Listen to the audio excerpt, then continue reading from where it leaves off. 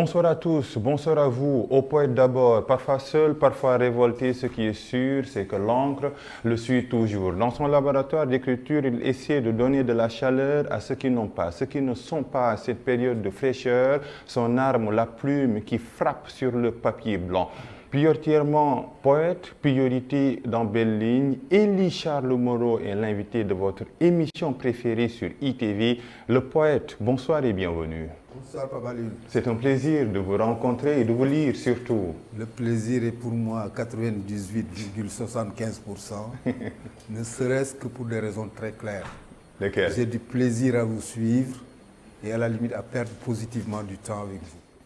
Bon, allons-y. Du temps, c'est la perche. Bonsoir à vous. Le bonsoir, le soir, c'est l'heure du poète. Mais est-ce que c'est l'heure des oubliés, ce qu'on appelle les gens de la nuit, ceux qu'on ne voit pas ou qu'on oublie?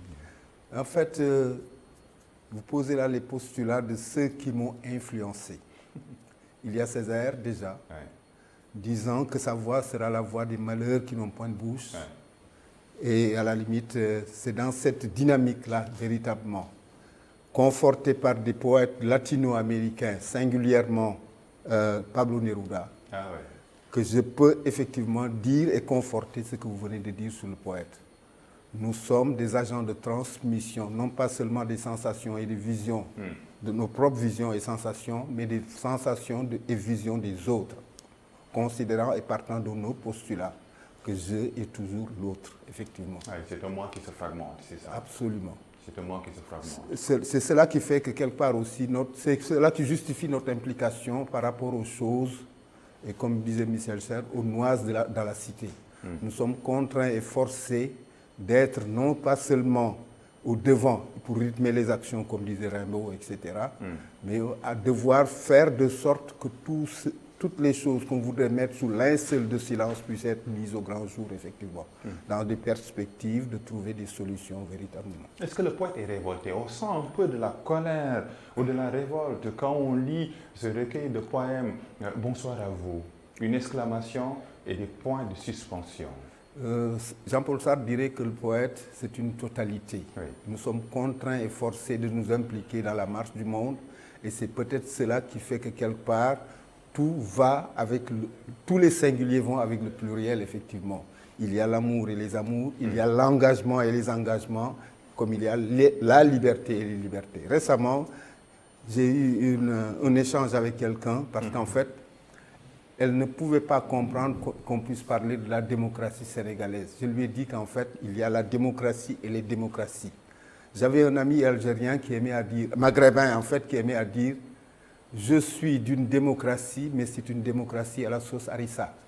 C'est-à-dire? Pour dire simplement qu'en fait, la particularité de la démocratie, c'est d'être diverse et à la limite aussi d'être adapté ou adaptable à toutes les situations, à toutes les latitudes. Senghor parlait du socialisme africain. Ce poème, un long poème, parle d'abord de la forme. Sans rime, beaucoup de rythme, sans titre, sans thème.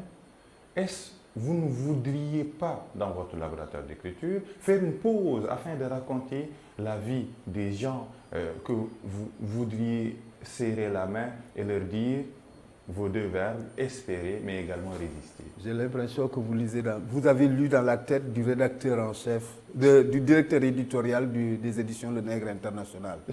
Le titre originel de Bonsoir à vous, c'était Bonsoir à vous que la vie a oublié. Il m'a dit, en fait, il dit, écoute, c'est très long.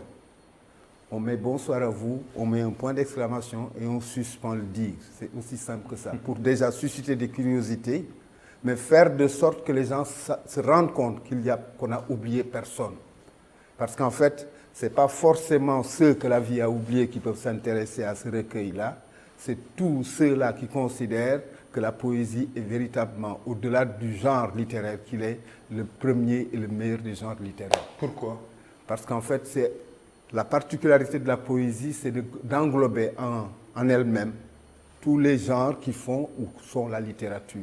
Ce n'est pas innocemment que quand un texte est bien écrit, on retient le côté ou le volet lyrique ou poétique de la chose. Quand une pièce de théâtre est bien jouée, effectivement, on n'oublie jamais de dire qu'en fait, c'est réellement des parts monstres de poésie. Et il arrive même, quand un essai est bien mené, comme le discours sur le colonialisme de Césaire, véritablement, qu'on sente véritablement la portée et l'impact de la poésie là-dedans. Et à quel poète se vouer? Vous écrivez dans Juste meubler des solitudes, à quel sens se vouer? À quel poète se vouer? Tout le monde est poète aujourd'hui. Non, en fait, nous avons la chance inouïe, et c'est une exception sénégalaise, d'être un pays où tout le monde chante, où tout le monde écrit. Oui. Pour dire simplement qu'en fait, il n'y a rien de nouveau sur le paysage. Le texte qui nous sert de référent depuis au moins 1400 jours est le plus beau des poèmes qui puissent être écrits, et c'est le Coran. Pour dire simplement que nous ne sort jamais, comme de l'enfance, on ne sort jamais de la poésie. Écrire, c'est pour remplir les missions. Je vous cite. Quelles sont vos missions, vous, en tant que poète qui écrit pendant des décennies? Il m'arrive véritablement de dire qu'en fait, il y a 1001 manières d'écrire, de définir l'écriture, de définir son écriture singulièrement. En fonction des contextes, en fonction des situations, en fonction des cadres logiques, il m'arrive véritablement de sortir comme d'un tiroir une phrase pour dire simplement, par exemple, ceci. Écrire, ça peut être, nous concernant, deux définitions qu'il est possible de donner. Écrire, c'est s'arrêter à ce studio où tu m'interpelles et demandes véritablement à ce que je décline mon identité. Mais écrire aussi, je l'ai dit récemment, quand il s'était agi effectivement de célébrer Liliane Kestelo. Ah oui, c'est vrai. J'écris pour qu'on foute la paix aux nègres que nous sommes. Professeur Amoudeli parlait de Liliane Kestelo comme étant la mère porteuse de la littérature africaine. Elle m'a accompagné, elle m'a physiquement accompagné, elle m'a intellectuellement accompagné. Elle a conforté mes raisons d'écrire et à la limite aussi, elle a complètement conforté surtout l'effronterie qui est la clé pour commencer à écrire véritablement. Mais tout a commencé à Saint-Louis, avec mon père d'abord, qui était un enseignant de la vieille. Mais tout a commencé avec un jeune enseignant de 28 ans qui s'appelait Boubacar Boris Diop, qui était au lycée Charles de Gaulle aussi. J'avais 17 ou 15 ans, je crois. C'est lui qui a lu mes premiers textes. C'est lui qui a corrigé les premiers textes. Et c'est lui qui m'a fait comprendre véritablement le vers de Baudelaire, là où il dit « Amenez-moi de la boue et j'en ferai de l'or ». C'est lui qui m'a donné tous les courages, effectivement, pour continuer à écrire. Et il m'arrive véritablement, quelque part aussi, de ne pas être d'accord avec lui. Mais c'est aussi cela, la vie. Parce qu'en fait, nous n'inventons rien. Nous ne sommes que des porteurs de thèses et qui attendent véritablement des porteurs d'antithèses. Ah, exactement, la diversité enrichit le débat, surtout intellectuel. Bonsoir à vous, à la page 36. Et vous qui me connaissez par mes frasques, par les francs et mes libertés, dit-on. C'est ça, un écrivain. C'était une manière aussi de décliner mon identité. Oui, oui. Qui suis-je? Et à la limite aussi ce que je veux et ce qu'on doit attendre de moi. C'est exactement des questionnements et qui puissent faire de sorte que sur 60 pages, je tienne à la limite un rythme, une rythmique d'un seul poème véritablement qui puisse faire un livre. Oui, un livre que l'on lit dans ce fait. Pourquoi mettre de la lumière sur ceux et celles qui sont oubliés? Parce qu'en fait, c'est peut-être de façon idéologique. Parce que j'ai eu, je le dis régulièrement, j'ai eu une enfance normale, une adolescence normale. Et dans cette adolescence normale, il y a eu à la limite le réflexe de contester véritablement, non pas seulement un ordre établi, mais des idées qu'on considérait comme préconçues. Qu'il y avait 3 livres révélés. À la limite, je n'invente rien. Je ne suis pas seul à le dire certainement ou à le porter. Pendant longtemps, nous avions cru à 3 choses. Au Grand Soir, aux Urinoirs en or, et on était certain qu'il y avait 4 livres révélés au lieu de 3. Et que le livre rouge de Mao était le 4e livre, effectivement, et qui nous servait de livre. Les communistes, oui. Voilà. Mais en fait, c'était des phases normales de trajectoire de vie. On les a accomplies, effectivement. Et dans ces perspectives-là, on a considéré qu'il nous faudrait être véritablement des lutteurs de classe dans ce qu'on appelait la tribu des mots aussi. C'est exactement cela. Ça marche toujours, cette lutte des classes-là? Tant qu'il y aura, à la limite, le manichéisme qui va considérer qu'il y a des riches et des pauvres, effectivement, on ne sortira jamais de ces barreaux-là parce que ce sont autant de barreaux d'honneur pour faire de sorte qu'il n'y ait pas de laisser pour compte, pour faire de sorte que véritablement les gens puissent vivre avec la certitude d'esprit et de cœur apaisé. Mais le fossé se creuse au quotidien. Ouais, en fait, Donc c'est un combat sans fin, c'est ça. c'est inévitable et c'est sans fin. C'est jusqu'au dernier matin du monde, en fait. Vous nommez, vous nommez bien, mal nommé s'ajouter au malheur à ce monde, Albert Camus. Vous parlez des enfants de la rue. C'est un thème qui vous tient, mais c'est un vieux serpent de mer. Non, en fait, on n'invente rien. Les thèmes, ils sont dans l'air du temps. Et à la limite, nous sommes des soldats de la quotidienneté. Nous sommes, comme disait Jacques Kerouac, l'Américain, on the road again. C'est-à-dire que tout le temps dans la rue, en train de voir ou de faire de sorte que les choses que l'on ne trouve pas normales du tout, dans une société idéale qui n'est pas accessible, mais pour laquelle aussi on doit se battre effectivement, qu'on fasse de sorte que véritablement qu'il n'y ait pas de gens frustrés ou de gens à la limite qui vivraient en tournant en rond singulièrement. Si vous nommez les enfants et les maîtres coraniques, c'est-à-dire qu'il n'y a plus de tabou, il faut toucher là où ça fait mal. Non, en fait, il n'y a pas de tabou. À la limite, nous nous battons contre les tabous. Nous nous battons contre beaucoup de superstitions. Nous nous battons contre beaucoup d'idées reçues, effectivement. Est-ce facile dans ce contexte où la tolérance n'est plus au pays de la Le président Abdou Diouf, à ma place, vous dirait simplement que c'est le difficile qui est le chemin. Oui, Heidegger, oui, c'est ça. Heidegger. Il vous le répéterait encore. Oui, Heidegger, dans ses mémoires. Est-ce facile d'écrire sans tabou dans ce contexte-là d'intolérance? De toute façon, on est contraint et forcé, c'est une histoire de prédestination. Nous sommes ceux-là qui sommes tout le temps au front, parce que nous l'avons choisi. Mais parce que nous ne l'avons même pas choisi, parce qu'on n'était pas à son destin. Il était écrit singulièrement, certainement que je serais poète. Il était écrit certainement que tu serais un passeur d'informations, pour ne pas dire un journaliste. Et à la limite aussi, c'est des choses qui nous transcendent. Et pour lesquelles, effectivement, au-delà du cahier de charge mentale qu'on peut avoir, effectivement, il y a le cahier de charge, nous, que nous ajoutons à, effectivement, des choses qui sont autant de réalités que nous voyons et qui sont autant de désordres, finalement, à désordonner. À vous aussi, bonsoir à vous. Étudiant d'univers, d'où les savoirs claudiques, le Sénégal en fait-il partie?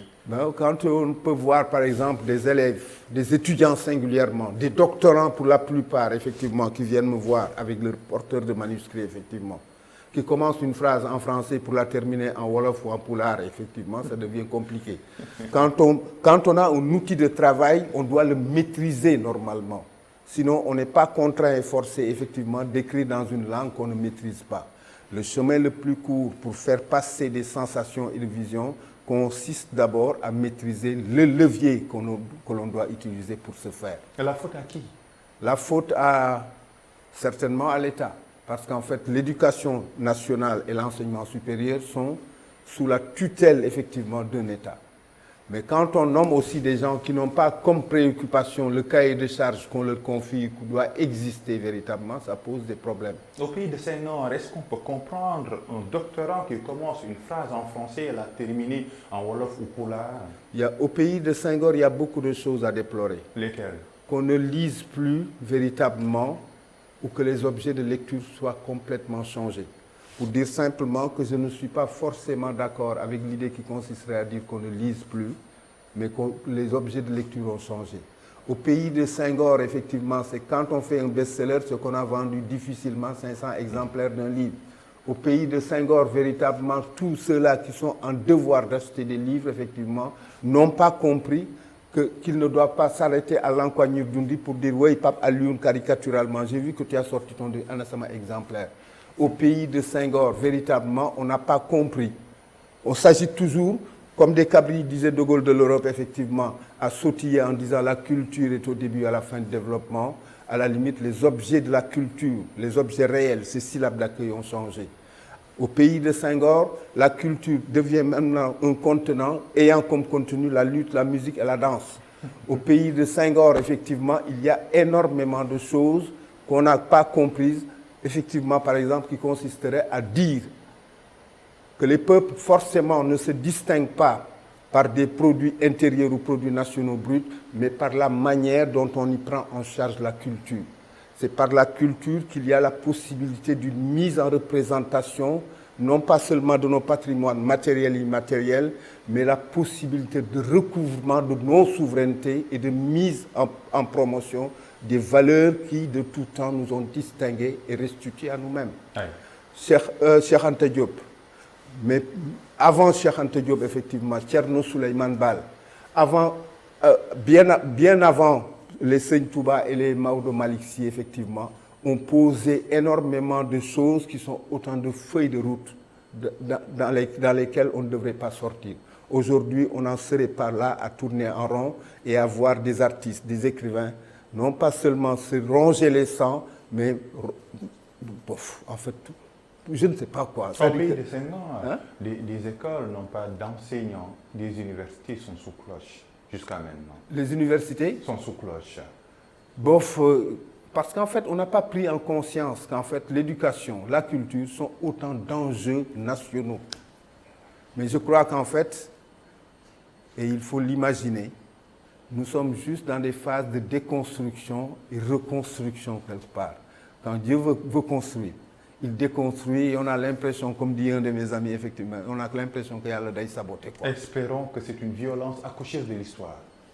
Inévitablement, parce qu'en fait, Dieu est avec le temps qui marche. Et c'est écrit dans les 3 livres révélés, dans la Torah, dans la Bible, comme dans le Coran, effectivement.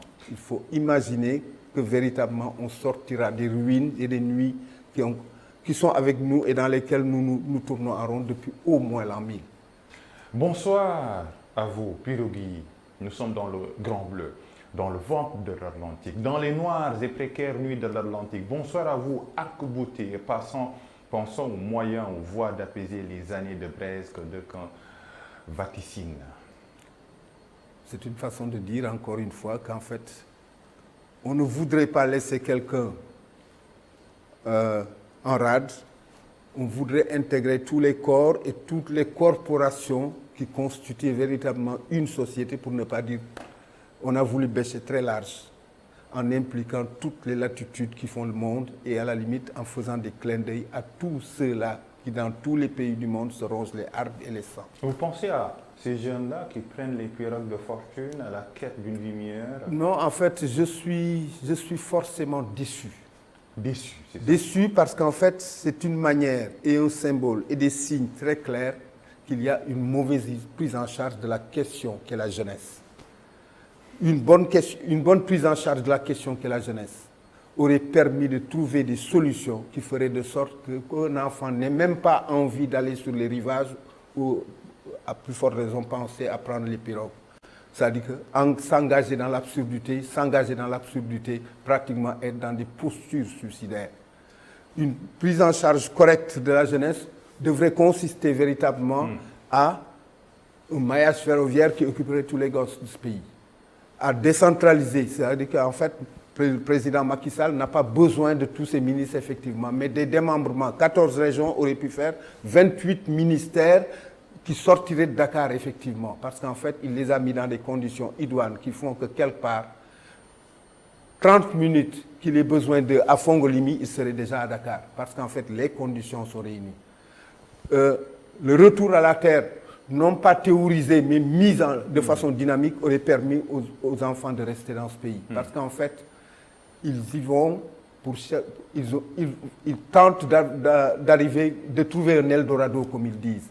Mais l'Eldorado, il est possible ici. D'autant plus qu'en fait, nos sols et nos sous-sols regorgent d'or et de trésors, mais ensuite, il y a juste une volonté politique qui n'est pas encore installée. Mais depuis les indépendances, ou depuis les soleils des indépendances, il n'y a que des mots, MOTS et jamais d'action. Mais parce qu'en fait, comme dirait Coluche, Michel Coluche, l'humoriste français, qui disait qu'il ne croit pas aux intellectuels. Les intellectuels, tu leur confies le Sahara, 30 minutes après, il n'y aura même plus de sable. Parce qu'en fait, nous aimons faire et refaire le monde. Défaire et faire le monde, effectivement. Tout n'est pas à théoriser. Il y a l'impératif d'une mise en pratique des choses. Ce n'est pas pour rien qu'il y a la théorie et la pratique. Aimez-vous les intellectuels? J'en suis malheureusement un. Quand je les vois, effectivement, je dis malheureusement parce que quand je les vois véritablement, ils ne jouent pas forcément le rôle. Et c'est cela, par exemple, qui a fait de sorte qu'avec Mamou Diagne, on se soit interrogé et dit, en fait, comme il me disait, Elie, il faudra réellement qu'on détermine la ligne rouge entre les lettrés et les intellectuels. Quelle est la ligne rouge? La ligne rouge, c'est qu'en fait, les lettrés, c'est juste des gens qui sont porteurs de peau d'âne, comme disait Cheikh Anta, des diplômes. Les intellectuels, c'est Jean-Paul Sartre, déjà s'installant dans une barricade dans Saint-Germain-des-Prés en 68, effectivement, avec toutes les raisons d'être, comme tous les gens, nantis ou à la limite, comme tous les bourgeois, effectivement, mais qui se retroussent les manches pour se battre parce qu'en fait, il y avait la cause du peuple, la cause des peuples à défendre. Autrement dit, il y a plus de lettrés que d'intellectuels dans ce pays. Il n'y a que des lettrés. Il n'y a que des lettrés. Que des lettrés, à la limite, et un nombre irrecensable maintenant d'illettrés en même temps, mais qui sont aussi dans le même vase. On va où avec ce tableau très noir? Pour l'instant, on tourne en rond. Il faut imaginer effectivement qu'on sortira de la nuit, ou des nuits, effectivement. Oui, peut-être le beau de la nuit, c'est à travers l'écriture. Parlons un peu de la jeunesse et restons sur ce chapitre. Vous fait-il mal quand vous entendez cette expression que la jeunesse soit assimilée à une bombe sociale, par exemple? Non, en fait, on a créé toutes les conditions pour que la jeunesse soit une bombe. Quand on crée des frustrations, il faut à la limite aussi s'attendre à véritablement la marmite dont le couvercle va sauter. C'est inévitable, effectivement. À tel point qu'en fait, moi, je considère que pour faire de sorte que la paix puisse régner, il faut se convaincre qu'il y a des cahiers de charges à convertir en destin, effectivement, et ne pas lésiner sur les moyens véritablement d'atteindre ces objectifs-là. C'est important. Colère, mais également hommage à la page 45. Bonsoir à toi, qui m'a enseigné ce qui fait d'un homme un homme, ce qui est tout à la fois le commencement et la fin de toute humanité, ce qui nous délivre et couronne une vie. Bonsoir à toi, virgule, père, virgule, et agrée mon souhait filial, point d'exclamation. Je ne peux pas, à la limite, jeter des fleurs à autrui, sans commencer par d'abord mon père. C'est une manière de rendre grâce à Dieu de m'avoir donné le père que j'ai eu, effectivement, qui a quitté ce monde depuis 7 mois maintenant. Et c'est quel père? À la limite, c'était un enseignant de la vieille école qui n'était content que quand on lui disait instituteur et de classe exceptionnelle. Et à la limite, c'est lui qui m'a appris à écrire ou à aimer la poésie, en fait, parce qu'il me l'a déclamé à longueur de temps, effectivement, chaque fois que l'occasion se présentait. Mais à la limite aussi, c'est lui qui m'a appris à maîtriser la langue et à devoir être rigoureux avec moi-même dans son usage, effectivement. Je dis qu'en fait, je rends grâce à Dieu de m'avoir donné en un père, le père qu'il m'a donné, parce qu'en fait, en un père, il m'en a donné 5. Et qu'il soit 5 fois un modèle pour moi. Génétiquement, c'est mon père. Intellectuellement, je ne lui arrive pas aux chevilles. Moralement, à la limite, nous ne sommes pas dans la même case parce qu'en fait, il me devance à un point tel que je ne l'aperçois même pas devant moi. Et spirituellement, effectivement, il a été, pour dire simplement une anecdote, il a été de ceux-là qui osent dans ce pays dire qu'en fait, à 87 ans, par la grâce de Dieu, si aujourd'hui à Saint-Louis, parce que je suis un Domundar qui se réveille à Dakar, si on appelait à la place Feller, la place de la gouvernance, les 5 Saint-Louisiens qui n'ont jamais fauté, je ne connais pas les 4, mais je serai présent. Pour dire simplement que quelque part, c'était un modèle, et humainement, effectivement, c'était un modèle encore une fois. J'aime le rappeler, j'aime à la limite faire par réflexe ce devoir de mémoire-là, et comme j'ai l'habitude de dire aux gens, le jour où réellement je suspendrai, comme dirait Tahar Benjounoun, la poésie, ce sera pour faire un roman et pour écrire sur mon père. Plus de père que de papa, que la dimension biologique, quand on parle un peu de cette bombe sociale, parce qu'il y a une articulation, il y a un trait d'union. Pourquoi vous êtes dans le propre et le figuré. Oui. Dans le propre, je dirais qu'en fait, mon père, c'est un modèle, c'est un référent.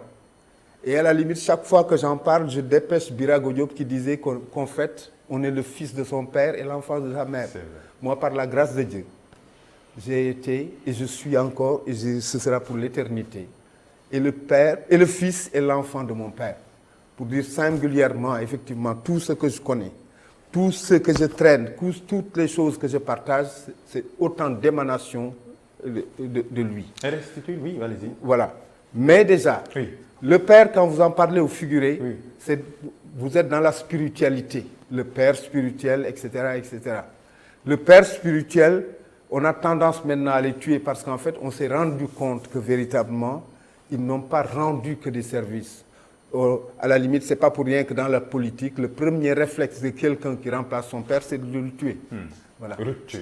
C'est créer les ruptures, effectivement, tourner des pages pour montrer véritablement qu'il y avait certainement mieux à faire. Moi, quand je parle de père spirituel, effectivement, c'est le grand paradoxe d'ailleurs, j'ai l'habitude de dire que par la grâce de Dieu, j'ai maîtrisé tout ce que la littérature française singulièrement contient parce que je ne suis pas dans la littérature anglophone ou lusophone. Je suis dans la littérature francophone. Du 16e au 21e siècle, je peux parler de la littérature, citer les auteurs, parler des œuvres et des auteurs, mais en fait, quand je parle, quand je cherche des référents, quand je veux dévoiler des référents, c'est paradoxal singulièrement pour moi qui rêve tous les jeudis en français, de dire qu'en fait c'est Maodo Malick Sy, c'est Seigne Touba, c'est Seigne Babacar Sy et c'est Mame Abdoul Aziz Sy Dabakh qui sont mes référents. Mon père étant effectivement la première marche pour intégrer vers ces modèles-là. Pour dire singulièrement que nous n'avions pas à chercher ailleurs véritablement des choses qui nous sortent de la nuit et des ruines, nous avons effectivement des montreurs de chemin dont nous, malheureusement, nous ne maîtrisons pas forcément les cahiers de charges ou alors nous ne les déroulons pas correctement. Dérouler correctement, effectivement, nous n'aurions pas retenu simplement que Seigne Touba n'est pas une photo en noir et blanc que les gens utilisent n'importe comment. Maodo Malick Sy n'est pas un porteur de parapluie, effectivement, mais des montreurs de chemin véritablement qui pourraient être salutaires pour nous. Mais en fait, rien n'est perdu. Le monde continue encore. Il faut imaginer qu'on va recouvrer toutes ces choses. Ça passe par l'écriture, ça passe par l'école. En fait, l'écriture est une prédestination. Comme d'autres ont compris qu'hors de l'écriture, il est possible aussi, à la limite, d'intégrer les splendides villes dont parlait Rimbaud, effectivement. Oui. Mais ça passe par l'éducation. C'est inévitable. C'est inévitable. L'éducation est inévitable. Et à la limite, l'éducation mixtée, comme je dis, c'est-à-dire qu'en fait, parce qu'en fait, nous sommes un peuple de croyants, véritablement. Ce n'est pas pour rien que les gens sont fiers de dire que nous sommes un peuple à 95% musulmans. En fait, c'est un peuple à 100% musulmans. Parce qu'en fait, quand les gens s'y parlent, en général, ils excluent même les 55% là que constituent les chrétiens. Vertu ou vice? Mais à la limite, c'est la chrétienté, c'est à la limite l'islam, mais c'est aussi les religions traditionnelles que nous avons. En fait, nous sommes un peuple... Un syncrétisme. Nous sommes un peuple de cousins et de voisins. Oui. Pour dire simplement que véritablement, nous avons tous les moyens, tous les leviers qui fassent de sorte que véritablement on ait envie que d'une chose, rester chez nous et devoir y vivre en paix. N'oblitérons pas ce père avec un petit P qui met au monde des enfants et ne les éduque pas. Non, en fait, c'est quelque part aussi des gens qui sont dans des manquements. Hein. C'est-à-dire que ce n'est pas pour rien, effectivement, comme Pierre Daninos le disait de Gaulle en 69. J'aime à raconter cette histoire-là. De Gaulle s'est énervé qu'en 68, en 69 singulièrement, après l'apaisement de mai 68, il a eu à traiter les Français de veaux. Parce qu'en fait, c'était quelque part pour lui, ils étaient ingrats parce que c'est lui qui a libéré la France, comme on dit, etc., etc. Il y a un écrivain très célèbre qui s'appelait Pierre Daninos, qui a eu à l'écouter, à lui dire, Président, mais vous oubliez au moins, mon général, vous oubliez au moins une chose. La France, c'est 35 millions de crétins, plus nous autres qui réfléchissons. On est dans cette dynamique-là. En fait, quand je vois des pères et des parents singulièrement qui abandonnent leurs enfants, comme s'ils appartenaient véritablement à une secte ou une société qui n'a pas encore de récépissé, mais qui s'appelle coucher, accoucher et jeter les enfants dans la rue, effectivement. Je crois que véritablement, on a compris que les enfants ne sont pas responsables. L'autorité doit réexister encore et véritablement pour prendre en charge ces questions-là. Surtout que les enfants n'ont pas demandé à naître. Oui. Au-delà des plaisirs qui peuvent aboutir à un enfant, effectivement, il y a énormément de charges complexes, heureusement d'ailleurs complexes, qui doivent faire de sorte qu'il y ait la vigilance et le réflexe véritablement de les accompagner. En tout cas, le temps passe vite quand on est avec vous. Et Charles Moreau, merci beaucoup pour ces conversations. C'est moi qui remercie et renouvelle effectivement le plaisir que j'ai à vous suivre, effectivement, et considérer, comme je vous l'avais dit tantôt, effectivement, que je suis pour vous, comme un soldat debout et qui n'attend que des missions. Preuve par cette présence. Quand il est là, on l'écoute, on le suit, on n'a pas envie de le couper, juste de l'écouter et d'enregistrer, non pas ses dires, mais ses écrits, écrits à l'oral. Merci beaucoup à Elie Charles Moreau, merci à la noblesse anodine et son homme Sidignan, Dami le réalisateur, on a également Ngala pour le son. Merci chers téléspectateurs, rendez-vous la semaine prochaine pour une nouvelle fenêtre. On ouvre les plus belles pages de l'écriture, du livre et de la lecture sur ITV.